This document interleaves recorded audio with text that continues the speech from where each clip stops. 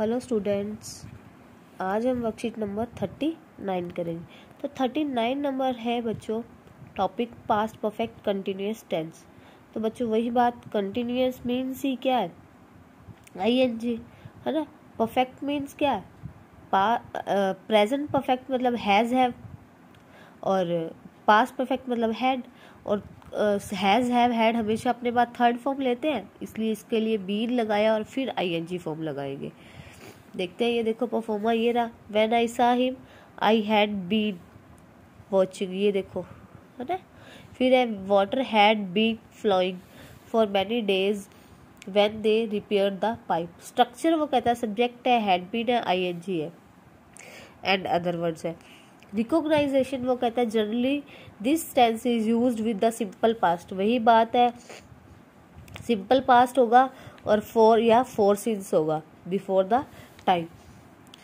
तो four since हो या सिंपल पास्ट टेंस हो, तो वो अगर काम एक तरफ तो बच्चों क्या है, मतलब लगातार चल रहा था, ये सेंस आए तो क्या है, पास्ट परफेक्ट कंटिन्यूअस आएगा।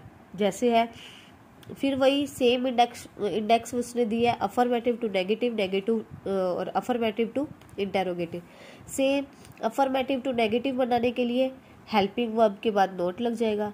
ये देखो, she had been singing for 10 years, she had been, had not been है ना, हैड बीन के बीच में नोट आएगा बच्चों। देखो बीन बाद में आएगा नोट के, singing for 10 years। We had been residing there for a decade, we had not been residing there for a decade.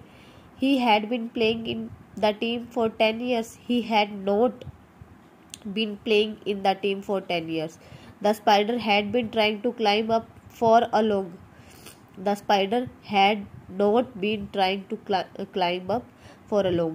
ये देखो, for a long, for 10 years, for a decade, for 10 years, since morning, ये सब क्या है, देखो time for और since से जुड़ा हुआ है।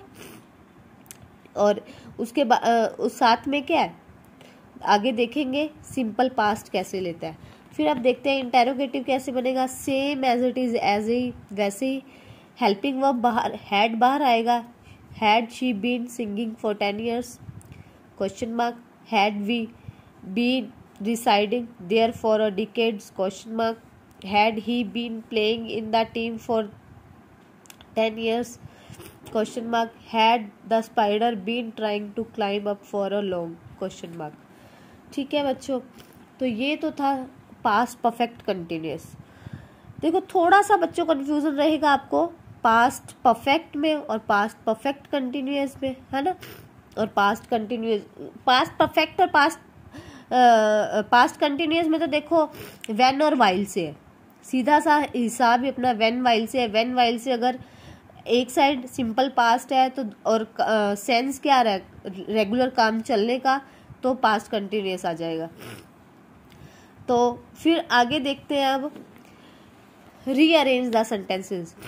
सेंटेंसेस को रीअरेंज करना है किस में, SVOCA। बच्चों ये मेन सेंटेंसेस का परफॉर्म है, सवोसा, subject verb object complement adverbial. तो देखते हैं, देखो When she called me, I had been playing chess for 2 hours. The bell rang for an hour when she had been cooking food.